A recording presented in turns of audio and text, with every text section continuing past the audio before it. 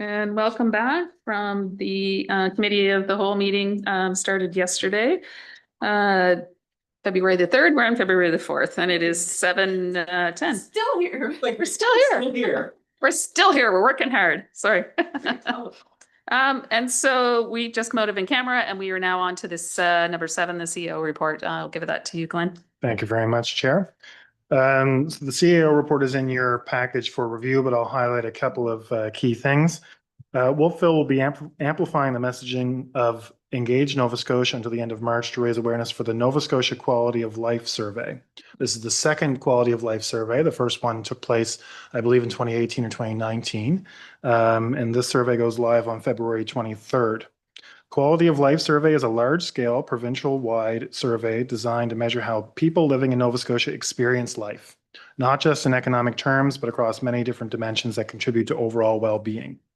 Survey is anonymous and will help paint a clearer picture of how people are living and what matters most to them, information that decision makers and communities can use to shape a stronger future for all. And this is survey data that is of a form and a detail that is actually quite helpful for municipal decision making, provided that the number of surveys in our community is high enough. So that's why we will be amplifying the message, because the higher we can get the participation rate in Wolfville, the better the information will be for us to use. Do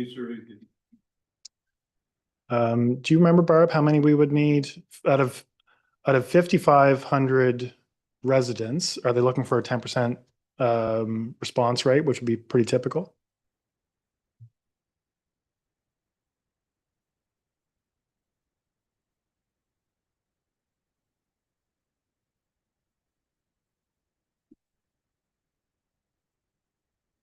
Through the mayor. Yeah. So through the chair to the CAO, they did not specify a specific rate of participation that they are expecting, but they were really clear that when the cards arrive via Canada Post, those individuals are encouraged to participate. So that's the demographic that they're looking for. I had raised some questions about student participation to ensure participation through our campus community. And if folks receive mail, they are welcome to participate. Yeah. No, that's all. Yeah. It's like a census. Similar to the census, yeah. Yeah. I should add further though, that the more participation by our community, the more beneficial outcomes we will have, because we have access to that information. So the hope is that everybody, once these cards start to arrive, that we will all amplify that messaging and encourage folks to fill out all those questions and provide that information. It will benefit us for future planning. So stay tuned for Quality of Life Survey. 2 new crossing guards have been hired and have recently joined the team, Connor and Wesley, and they are stationed at the crosswalks at each end of Acadia Street on either side of the school. So they've been fantastic part of our team for the last couple of weeks since they've been there. Shout out to public works staff and community safety staff who have been filling in before having these crossing guards hired. Winter parking regulations, including an overnight parking ban, remain in effect through the end of March. Unfortunately, crews continue to observe vehicles parked roadside, which impedes snow removal and road maintenance operations. Ongoing issues have been noted on Summer Street, Linden Avenue, Prospect Street, and Westwood. Staff continue to message regulations across all channels, and enforcement, including ticketing and unfortunately towing, have been occurring and should be expected to continue. Looking at new rec programming, I thought it would be quite interesting for this group to know that Dungeons and Dragons Club is a newly weekly Friday program at the rec center, and that the program is filled, unfortunately, Councillor Butler. And we were working on ways to support individuals who are on our wait list. Fair. Yeah. Returning rec programs, the Morning Awake exercise program has started up again, and registration, I believe, is full. This is for grades 4 to 8 on Mondays and Thursdays, and grades P to 3 on Wednesdays. And I can tell you from being there this morning to pick up my own son, it's a going concern, and the program seems to be going really well. Heritage Day event will be held this year at the Wolfville Legion on Monday, February 16th. Similar programming to last year with content specific to this year's provincial honoree, Joseph Willie Como. Few details from planning and development. Waterfront Park elevation indicators have been added to the park to show the 9.5 meter match of the future dike wall. So that has been added to the park so that visitors can get a better sense of the future elevations when that dike wall is eventually rebuilt. Okay. Yeah. Moving on with developments, we have a number of open planning applications, so new submissions. We have a pending site plan approval at 76 Highland Avenue, a pending site plan approval at 43 Gaspro Avenue, and a new 12-unit development agreement application on Hillside Avenue related to student housing Nova Scotia.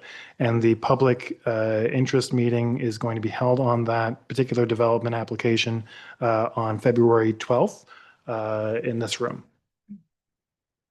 On to parks, snow removal at crosswalks and accessible parking and bus stops has been quite frequent so far this season, as I think everybody is very well aware of. Every time we've had to clear our driveways and whatnot in the almost every morning. Visitor information building washroom unfortunately had some graffiti and damage.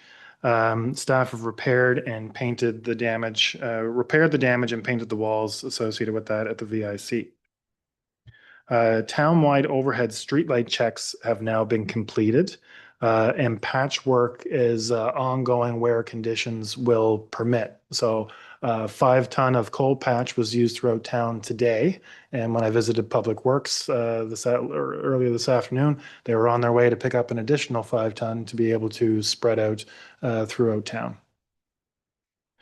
And I'll also add that the crew has actively been clearing storm ditches throughout town when they have the ability to do that as well. The last thing that I'll highlight, and then I'll take any questions, is town staff participated in a really interesting AI workshop on Wednesday, January 14th. The workshop has provided an opportunity for staff to learn about safe use and opportunities for AI, as well as to discuss how AI is currently being used to support our work.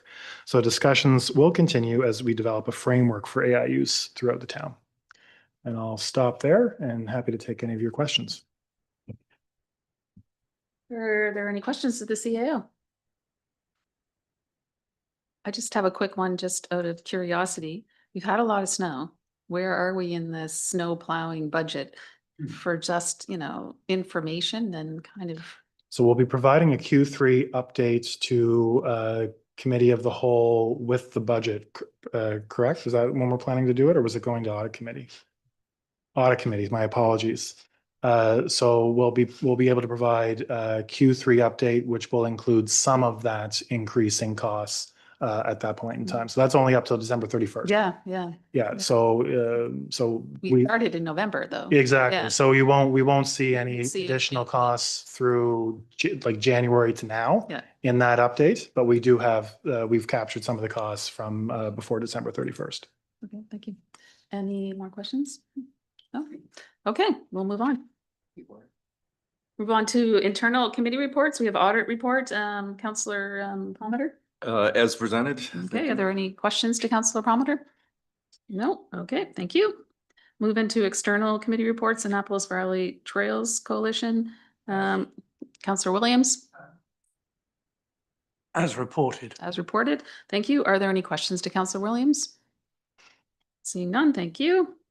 Valley Regional Services, Mayor McKay.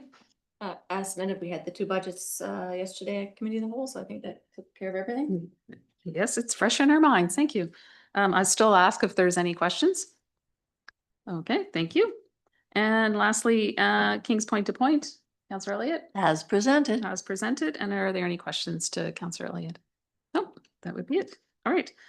That concludes our agenda for the day. Seeing no more business, I will move to adjourn the meeting at 7:18. Thank you.